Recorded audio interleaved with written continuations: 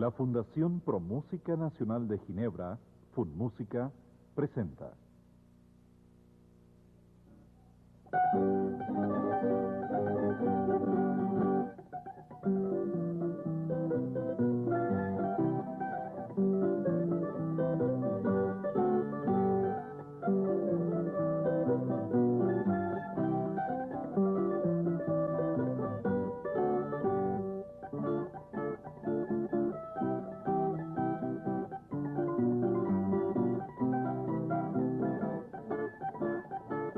Los dedos que pulsan esta bandola, instrumento que ya casi cumple medio siglo. Los sonidos brillantes y aterciopelados que hacen el canto de la melodía y que muestran el estilo de enfrentar la armonía, son de Benigno Núñez, quien vino al mundo el 6 de enero de 1897 y a quien su padre hizo bautizar con el nombre del abuelo.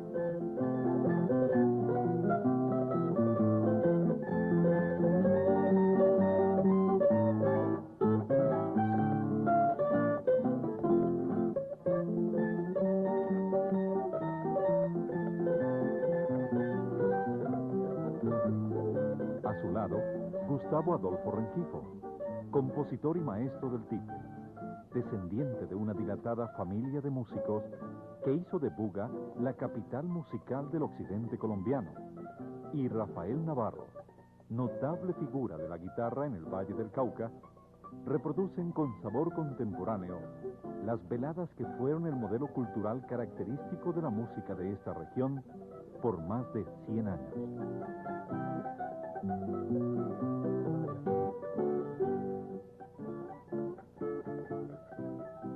Su madre, Tránsito Moya, dejó en la sangre del recién nacido el vigor de una raza de ancestro campesino.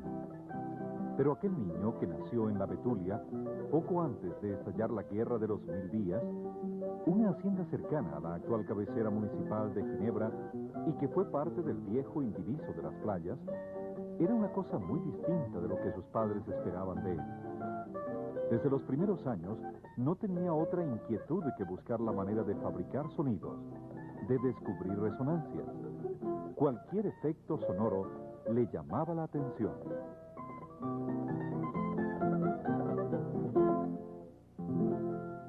Era muy diferente a este, ¿no? Era más largo el talud de la guarda.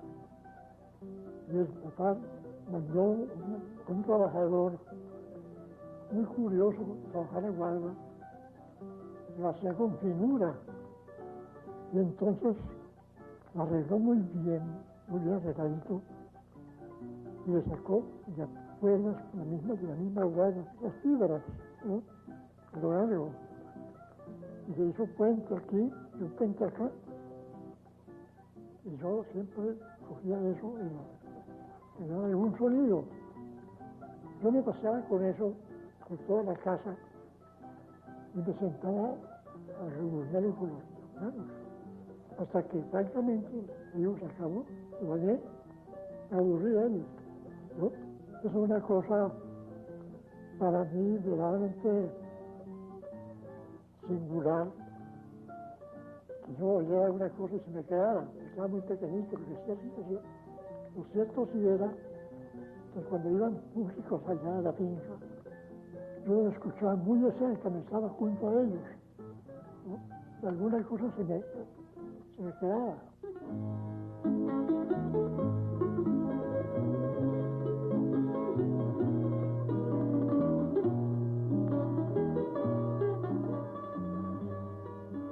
En aquella región, teñida de verdes innumerables, olorosa a cañaduzales y fecundada por un sol de bondades infinitas, en la cual se sentía el poderoso ímpetu de un mulataje de estirpe africana, el acento lírico de la música de cuerdas, de los cantos, de las tonadas espontáneas, tenía una presencia inconfundible en la vida y la obra del maestro Pedro Morales Pino, nacido en Cartago en 1863, y quien habría de revolucionar el destino de los aires típicos de nuestra región.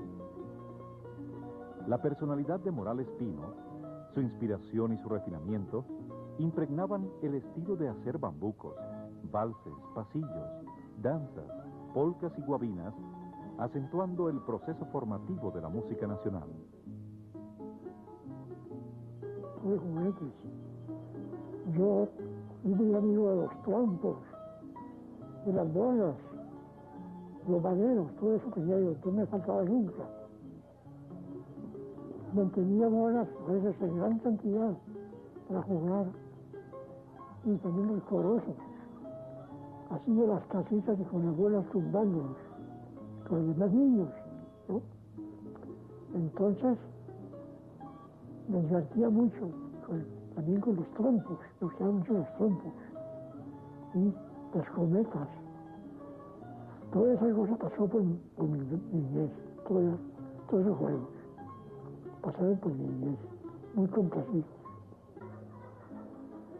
Hasta antes de acordarme que me acordé muy pequeño, ¿no? De los primeros que venían eran muy deficientes, de una sola tonalidad. No se tocaba una pieza siempre del mismo tono, no había cambios en el acordeón. Y yo pues tocaba mis piecitas, las aprendía de memoria, así, al oído, las piezas. Claro, y las tocaba muy perfectamente, seguro, ¿no? No tenía mucha pericia para manejar el acordeón. Yo tocaba mis piezas, eso sí. Y con ese acordeón, estando en Pandura de mis padrinos, María José Torres y Luis Román, y mis hermanos maristas, yo iba con los hijos de ellos, con los tres Torres, a la escuela, yo estaba muy pequeño, empezando a conocer las primeras letras. Y un día, los hermanos quisieron que llevaran el acordeón. Tocara ya bien. Eso fue, pues, motivo de mucha curiosidad de los muchachos. Hicieron rueda grande. Yo tocando el acordeón, me gané muchas grajeas. Por eso, los hermanos acostumbran a tener grajeas para aprenderlo a uno con las grajeas. Como toqué el acordeón, me premiaron con muchas grajeas buenas, grandes.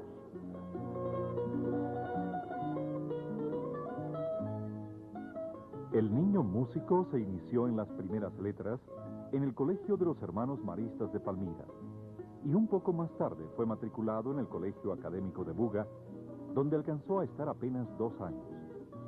Ese cortísimo tiempo, sin embargo, fue suficiente para que se aficionara a las buenas lecturas, adquiriera una excelente letra de calígrafo y abriera las compuertas del espíritu al conocimiento humanístico. Comenzó a amar la poesía, la historia, la cultura toda.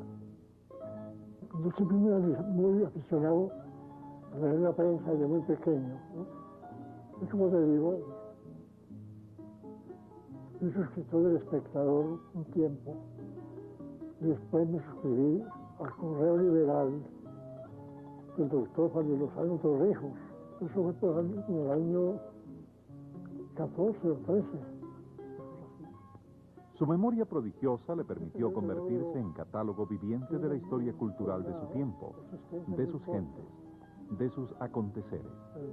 Le bastaba escuchar algo una sola vez para que ya no lo olvidase. Me causó estupor una noticia que publicó Correo Liberal, un telegrama de Antioquia, que decía: en general, el doctor José Vicente Concha ordenó que todo niño que naciera fuera estampillado. ¿No? Todo niño que fue la época de las estampillas, José Vicente Concha. Entonces, él, para exagerar eso, el presidente Concha había dicho que todo niño que naciera fuera estampillado. Recuerdo el maestro Valencia cuando la campaña con por la vereda.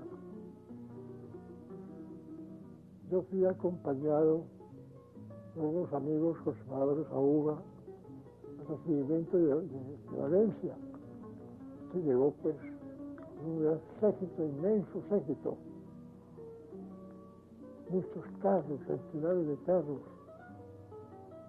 El Buga era muy valencista, muchos. Nos recibieron pues con mucha pompa. Entonces, me tocaba hablar en una casa de alto. Y cuando fue a hablar, después del saludo que nos quitaron, después de que nos saludaron, en un discurso, fue a hablar a Valencia y empezó a decir, siento en mi pecho el... Él quedó, no pudo hablar más. Completamente constipado, cerrado el pecho. No pudo.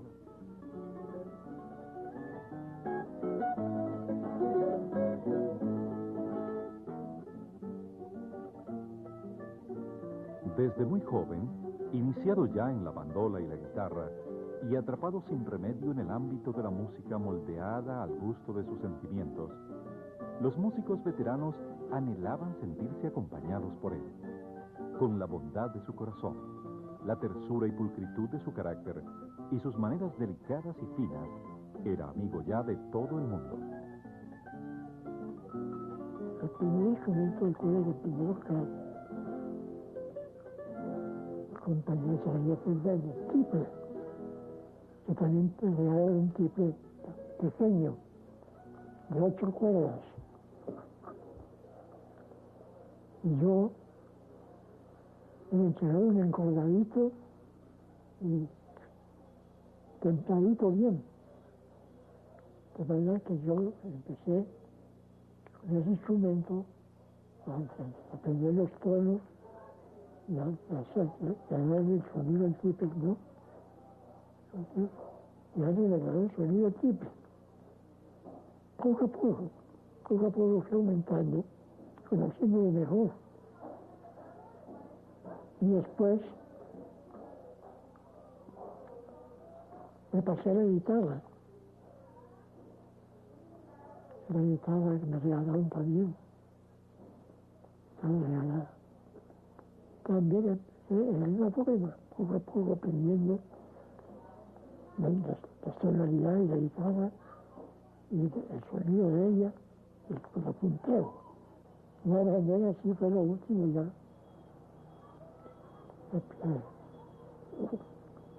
Que mi padre me compró una bandola en Palmira, me trajo la bandola, ya tenía más o menos ideas cómo se tocaba la bandola. Y yo fui aprendiendo y subiendo, mejorando el sonido, todo, mejorando el estilo tal de la bandola. Hasta que tocaba piezas, ya tocaba mis piezas.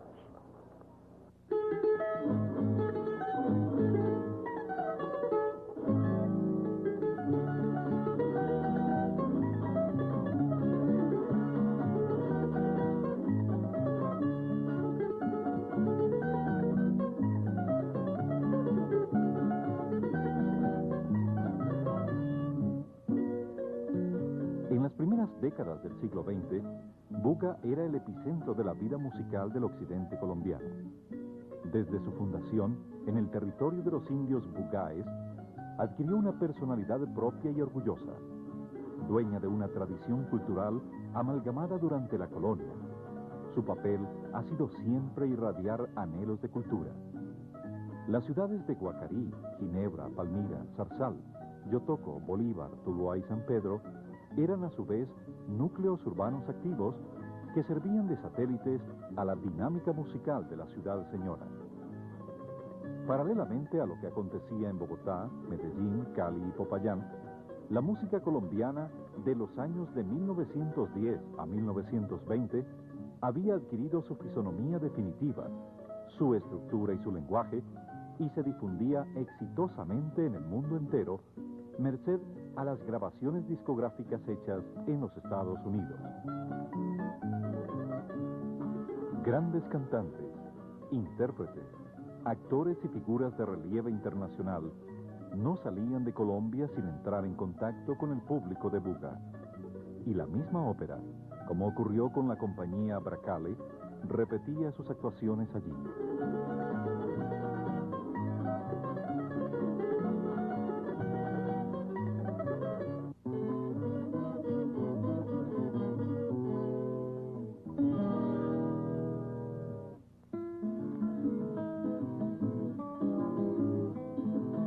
La música llegaba a los contornos del indiviso de las playas, donde ya se comenzaba a formar el futuro municipio de Ginebra, enredada en los encordados de tiples, guitarras y bandolas de toda estirpe. Quienes cantaban bien, como el barítono José Antonio Ospina, le enseñaban al Mono Núñez todo cuanto habían aprendido en su trasegar artístico. Pero otros, que no cantaban tanto, o bien le tarareaban los repertorios o se los silbaban, con lo cual era suficiente. En los cuadernillos de música de los compositores e instrumentistas se mezclaban ya las obras de Pedro Morales Pino con los pasillos de Jerónimo Velasco, los estudios de Emilio Murillo y Luis A. Calvo y las creaciones de un personaje de excepción, discípulo y compañero de Morales Pino por muchos años, llamado Manuel Salazar, maestro de maestros, hombre de bien, querido y respetado por todos. Manuel Salazar constituyó el modelo humano y arquetipo musical que dio culminación a la madurez interpretativa del Mono Núñez, haciéndolo partícipe de una técnica jamás superada de ejecución instrumental.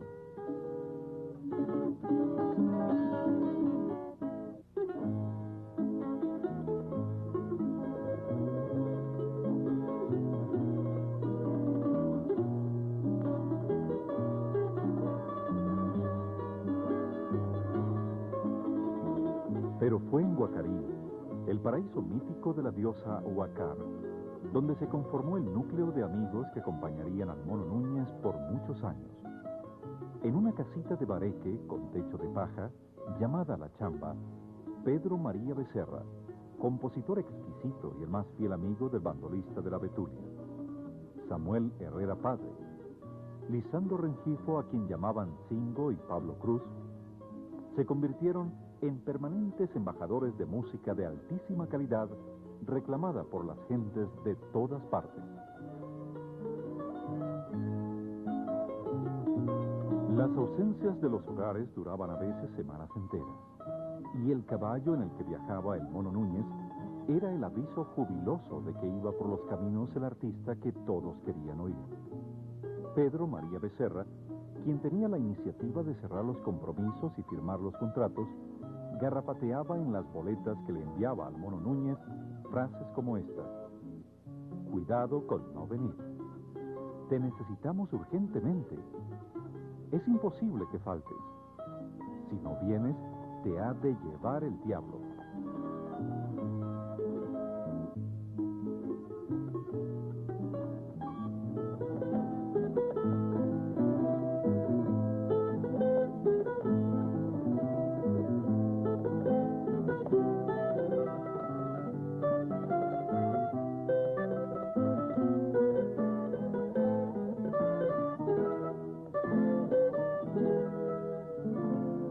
El Mono Núñez nunca dejó de buscar la perfección en la bandola y la guitarra, llevado por un rigor interior que ha sido su ley. Manuel Salazar, que había estudiado en el Conservatorio Nacional de Música, y el ingeniero Jesús Antonio Vélez, compositor exquisito e intérprete de la guitarra, colaboraron para que el Mono Núñez magnificara el dominio de un instrumento de gran importancia en la armadura estética de la música nacional.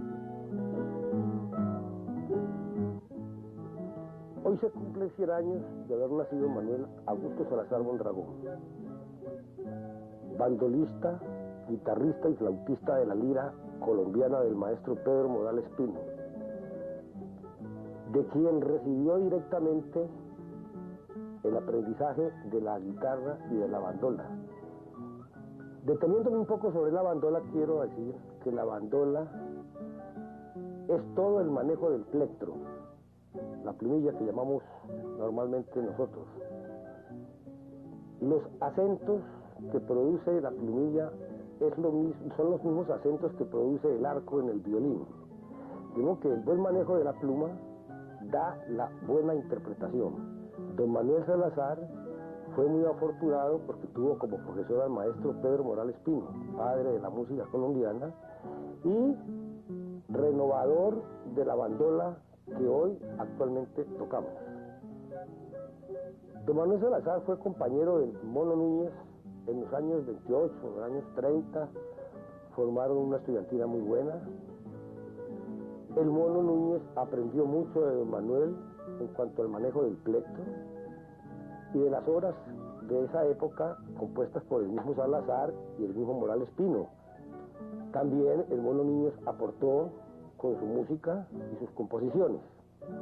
Por los años 60, don Manuel Salazar se radica en Buga, donde tuve la fortuna de conocerle, ser amigo personal, y fue mucho lo que aportó para mi personalidad de la bandola y de la plumilla, plectro. Con santa paciencia me enseñó los acentos, el buen manejo de la bandola, del plectro, de los timbres, de la dinámica. Entonces es de allí que se haya logrado una nueva tímbrica en la bandola a partir del trío Morales Pino, con la bandola de mi persona. Allí se aplicó todas esas enseñanzas que Morales Pino delegó en don Manuel Salazar y que a la vez sin ningún egoísmo y por lo contrario con una gran voluntad y un gran cariño y aprecio me transmitió don Manuel. También quisiera hacer mención del maestro Efraín Orozco, a quien también le debo mucho, porque se preocupó porque hiciera un estudio avanzado sobre las escalas en la bandola.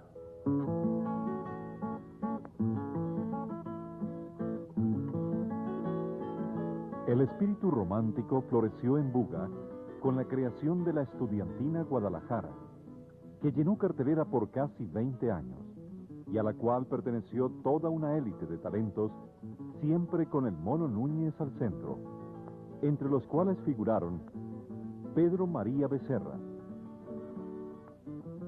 Tulio Gáez, José Antonio Ospina, Ernesto Salcedo Ospina, Manuel Salazar y Samuel Herrera.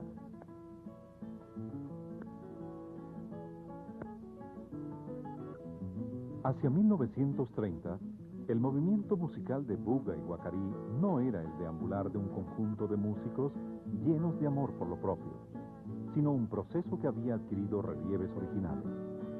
Dos figuras, Ernesto Salcedo Ospina, tenor lírico, que llevó el nombre de Colombia a muchos escenarios del mundo, y Eduardo Salcedo Ospina, Salospi, considerado el mejor letrista y caricaturista de su tiempo, le dieron gran altura a la misión cultural.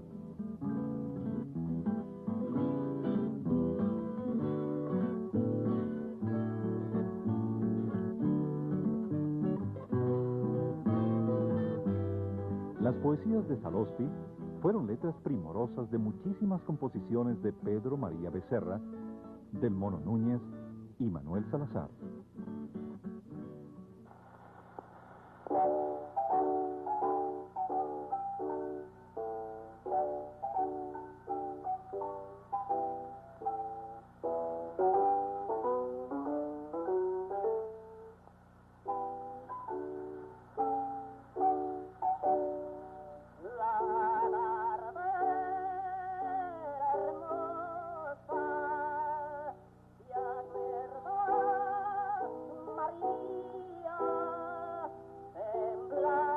La personalidad del tenor Salcedo Ospina expresaba unos atributos histriónicos formidables. Interpretaba en registro de soprano papeles femeninos de la mayor jerarquía operática, disfrazándose inclusive de mujer en escena, virtud que nunca le quitó la habilidad de ejecutar la música nacional con una capacidad envidiable.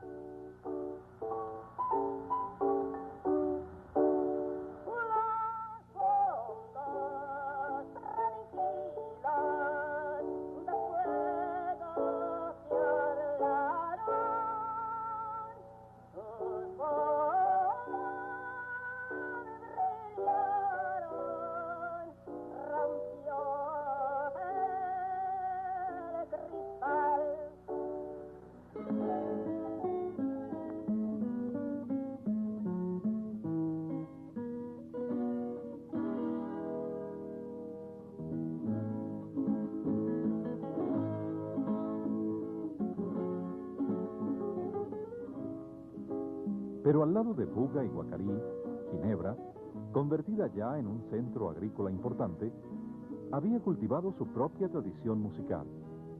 Poseía un templo votivo para la música, la hacienda La Brisa, adquirida a principios del siglo por el patricio ginebrino don Alberto Saavedra, cuya principal preocupación era dejar las puertas abiertas para que los músicos tuvieran un hogar artístico. A La Brisa llegaban a cualquier hora los músicos, a tocar, dialogar, componer, soñar. En sus corredores se refugiaban no solo las cofradías de Guacarí y de Buga, sino de todas partes. Y cuando los instrumentos sonaban en medio de envolturas de flores y ramajes, los campesinos de los alrededores se acumulaban en los patios para escuchar en silencio. Allí también fueron escuchados muchas veces José A. Morales, Diego Estrada, Jerónimo Velasco, Jesús Antonio Vélez, Sergio González, los hermanos Arellano, Lucho Vergara, Álvaro Romero Sánchez, David Puerta, Gustavo Adolfo Rengifo, Hernán Quintero y tantos otros. Pero nada era posible en La Brisa sin la presencia del Mono Núñez, quien tenía su alma prendida de aquel lugar maravilloso desde la lejana juventud. Estaban en La Brisa los Valencias. Estaba con ellos aquí en Cádiz el famoso violinista Valdivia Palma. Al estar en La Brisa, lamentó mucho no haber llevado el violín. Pero mi papá mandó un emisario aquí a Cali. El viaje era a caballo al Cerrito. El Cerrito se cogía tren. Llegó el emisario a casa de los Valencias a Cali para que entregara el violín y regresara el emisario inmediatamente a Ginebra. Llegó a La Brisa con su violín. Estaba Valdivia Palma, se puso feliz. Después de la comida, cogió su violín y empezó a tocar. Pero antes había una cantidad de gente sentada al pie de un mango que había en el corredor lateral. Una cantidad de público allí sentado en la hierba. Bueno, empezó a tocar Valdivia Palma, se enloqueció de felicidad y le daba la vuelta a todo el corredor tocando su violín. Y preguntó a esa gente por qué está allí, porque sabían que había aquí un violinista famoso y ellos vinieron a escucharlo. Bueno, casi se enloquece de la felicidad de Valdivia Palma. Y siguió tocando el violín y lloraba de la emoción de pensar que un público de un pueblo se hubiera ido a escucharlo allá a La Brisa. Fue muy lindo eso.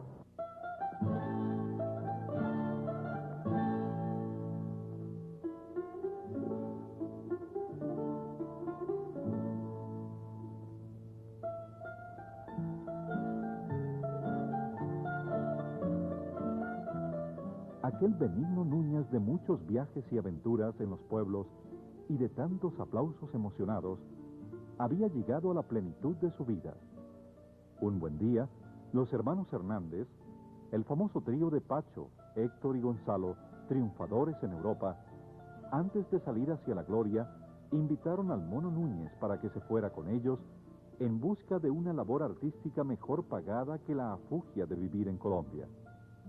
El Mono, a pesar de saber quiénes eran los hermanos Hernández, desechó la propuesta por una poderosa razón. Estaba enamorado, sin escape, de una joven llamada Julia Lince, quien al poco tiempo fue su esposa. Álvaro, María Teresa, Melba, Maricel y Gloria, sus hijos, lo acompañan hoy. Nosotros los hijos del músico no salimos músicos, pero sí aprendimos a escuchar y a hacer música. Y eso es lo más bonito que tenemos nosotros. No somos músicos, pero entendemos la música de mi papá y sabemos escucharla. Bueno, yo soy la hija soltera del Mono y me ha tenido el privilegio de vivir con él siempre. Y siempre he escuchado a cualquier hora del día o de la noche la guitarra o la bandola y aún sus canciones, que son muy lindas, muy sentidas. La letra de esas canciones es especial porque son de principios del siglo y pues con música de esos famosos músicos que hubo en esa época, y él las interpreta con mucho sentimiento. Bueno, yo tengo de mi papá que mi papá es una persona que no ha guardado resentimiento con nadie, y me causó mucha impresión cuando murió Manuel Salazar, que mi papá tocaba mucho la guitarra.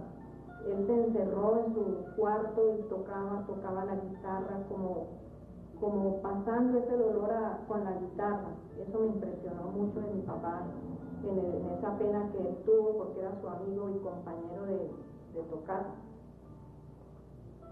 A mí me ha impactado siempre de mi papá su rectitud. Lo he visto siempre como una persona muy limpia, una persona muy honesta, y le doy gracias a Dios por haberme dado ese padre y por haber recibido de él ese ejemplo que me ha servido de mucho en la vida. Es una persona muy bondadosa y también muy humilde. Admiro su humildad y su generosidad. Verdaderamente considero que es un padre y una persona maravillosa. A mí me tocó acompañar a mi papá en muchos momentos bonitos. Por ejemplo, ir con él a las fincas, cuando lo invitaban a esas grandes tocatas, como en la brisa, cuando se reunían para el cumpleaños el 6 de enero, eso era muy lindo escucharlos allá, a Manuel, a Tomasito, a mi papá. También me tocó llevarlo a Buga, donde Manuel Salazar, allá tocaba el piano Manuel y mi papá lo acompañaba en la bandola, o se aprendía sus piezas de bandola, acompañadas por Manuel. Me tocó acompañarlo a muchas reuniones con el maestro Álvaro Romero, con Peregrino, con Diego Estrada. Me tocó estar en muchas fiestas con ellos. Con el maestro Jerónimo Velasco también fue muy lindo cuando iba allá a Belén a tocar, y muchos músicos que iban a Belén a darle serenatas a mi papá. Eso fue muy hermoso.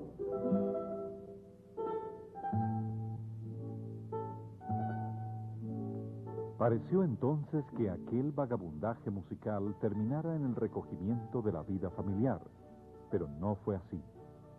El padre de familia, que pudo haberse dedicado a vivir económicamente con holgura, siguió entregado a la voluntad de su destino como músico, sin horas, ni distancias, ni metas diferentes que seguir, siendo la figura clave de un grupo musical inmodificable. En 1928 mi tío José María hizo unas fiestas que se llamaron las Olimpiadas de Misa, que fueron 8 días. En ese momento conocí yo al Mono Núñez, en el cual yo tenía 7 años de edad. Recuerdo muy bien al Mono Núñez, Samuel Herrera, Manuel Salazar y Pedro María Becerra tocando la serenata aldeana de Agustín Payán. De allí nos trasladamos a la hacienda El Recuerdo para pasar el 24 y el 25 de diciembre, en la cual hubo algunas festividades con el Mono Núñez. Posterior a eso, yo seguí muy ligado al Mono Núñez, y siempre que tenía alguna oportunidad iba por él a su hacienda de Belén para llevármelo a mi casa o a alguna reunión donde él iba a hacernos unos ratos de música muy agradables. Esa amistad siempre la hemos sostenido. El matrimonio Núñez se radicó en la hacienda Belén, cuya casa, de corte antiguo, cercana a Ginebra, le aseguró vivir rodeado del paisaje en medio del cual había nacido. El 19 de julio de 1924 me casé en Guacarí y nos vinimos de Guacarí aquí a la fiesta, aquí a esta casa. La fiesta de Europa es de un día y una noche, con muchos invitados, muchos amigos invitados, y mucho contento, mucha felicidad, naturalmente, ¿no? aquí nos quedamos viviendo, y Julia y yo nos quedamos aquí porque no teníamos casa. Después nos pasamos a vivir donde Tulio Reyes, que él nos invitó que nos fuéramos para allá. Tulio Reyes. Y me ocupé de una secadora de arroz. El mismo Tulio me facilitó todo para poner una puntuadora de arroz. Y así nos la pasábamos, veníamos aquí y íbamos allá. Aquí a Belén nos venían a visitar mucho, de Pampira, de Cádiz, de Gura, de todas partes. Teníamos visitas muy buenas y vivíamos complacidos con la gente que nos querían, nos buscaban. Venían grupos de músicos también, a darnos serenatas. De manera que vivíamos muy contentos aquí. Todo lo teníamos, todo. Allá tuvimos varias veces con el trío, el cual dirigía yo porque se nos fue la persona más querida que teníamos nosotros, que era Peregrino Galindo. Todos estuvimos varias horas con el Mono Núñez. Allá en Belén. Diego estaba muy joven. Y en ese tiempo nosotros éramos mejor que ahora en estos tiempos por la juventud, ¿no? En la década de 1960 a 1970, Ginebra había crecido culturalmente en el despertar de un espíritu cívico que ha caracterizado a sus gentes. Con los esfuerzos de toda la ciudadanía, se construyó el edificio del Colegio de la Inmaculada Concepción para niñas. En medio de numerosas iniciativas y proyectos, la madre directora del plantel, hermana Aura María Chávez, en asocio de la hermana Virginia La Hidalga, aprovechando el éxito que habían tenido los concursos de música estudiantil que celebraban con frecuencia, resolvieron hacer un ensayo de mayor amplitud convocando el primer concurso de intérpretes de música vernácula de la región andina de Colombia en 1974. El éxito fue rotundo y se repitió con mayor vuelo en 1975.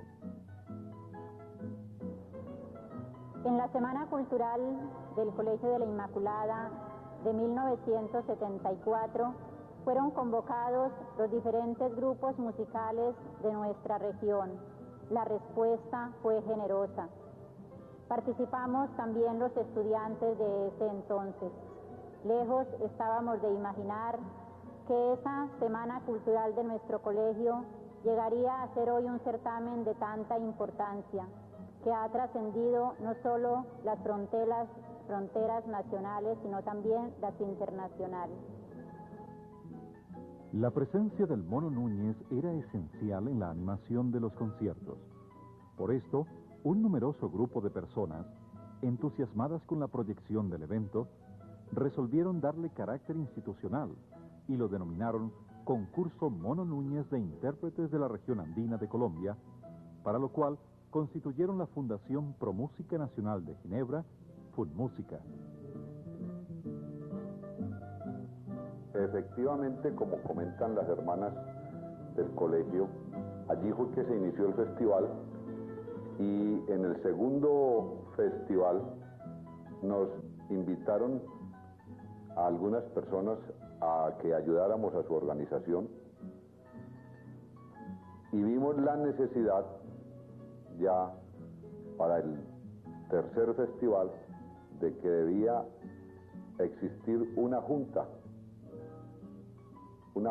que tuviera toda una organización con tesorero, con vocales, y fue así como con la ayuda de nuestro amigo Octavio Marulanda se elaboraron, o mejor, elaboró él unos estatutos y presentamos el grupo de amigos fundadores a la gobernación y fue allí donde nació la Fundación Pro Música Nacional de Ginebra, FunMúsica, que desde el tercer festival ha venido haciendo toda esta labor que cada día ha sido más grande y ha logrado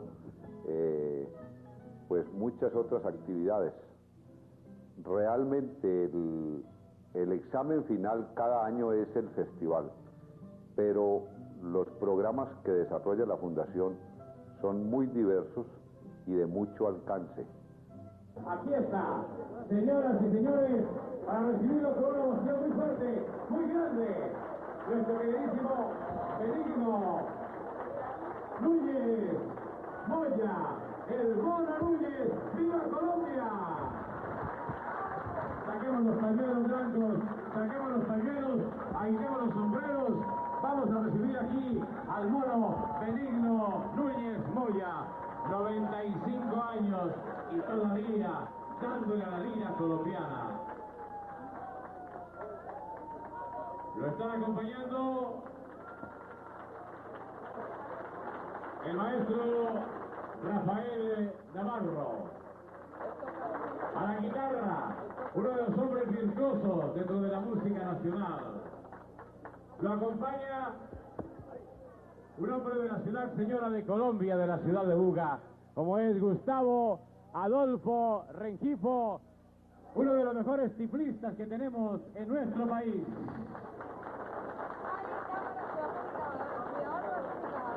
La tierra del Valle del Cauca se enorgullece. La tierra del Valle del Cauca está aquí presente, suministrando esto importante para Colombia, que muchas ciudades lo quisieran.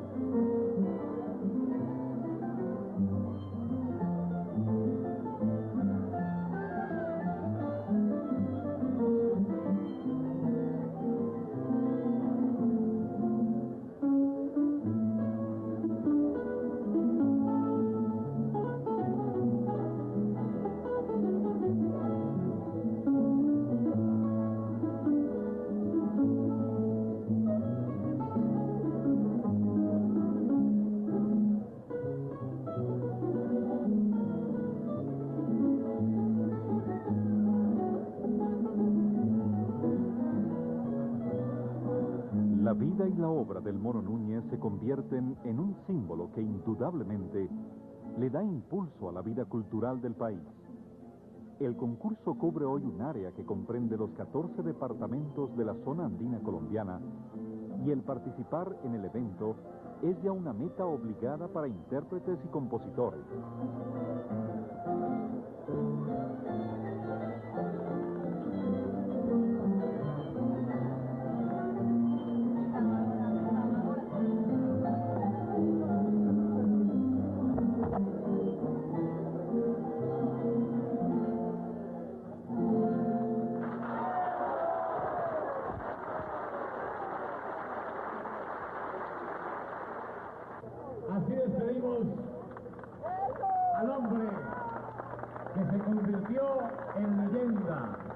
como lo dice el folclorista Octavio Marulanda, este hombre al cual Colombia le debe mucho, el Valle del Cauca le debe mucho.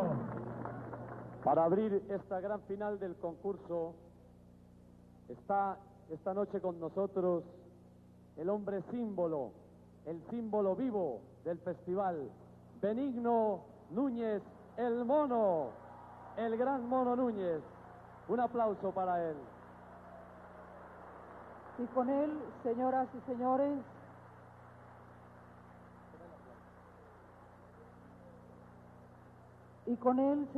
señores, lo acompañan el maestro Rengifo Altiple y Rafael Navarro en la guitarra, el trío Tres Generaciones.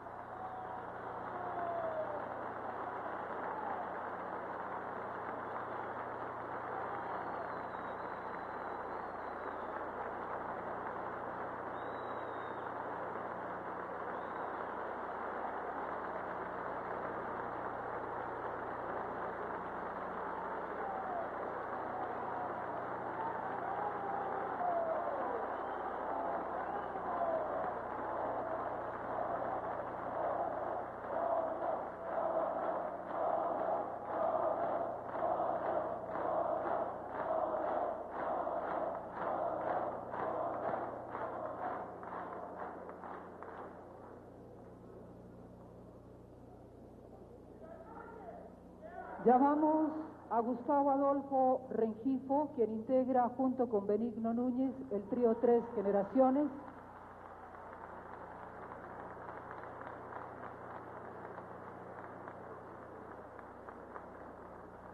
Y aquí está también Rafael Navarro, quien complementa este trío de artistas denominado Tres Generaciones. Esta noche en presentación especial en la ceremonia final del 17º Concurso Nacional Mono Núñez de Música Andina de Colombia desde Ginebra, en el Valle del Cauca. Son más de 50 las obras del repertorio del Valle del Cauca que posee este magnífico trío. De autores como Benigno Núñez, Pedro Morales Pino, Samuel Herrera, Pedro María Becerra, Jesús Antonio Vélez y Manuel Salazar. El repertorio, y esto es uno de los detalles más hermosos, todo el repertorio musical del Mono Núñez está en su cabeza, en su memoria, puesto que nunca trae aquí una partitura. Nos interpretarán enseguida la polca de Pedro Morales Pino, Beso la mano.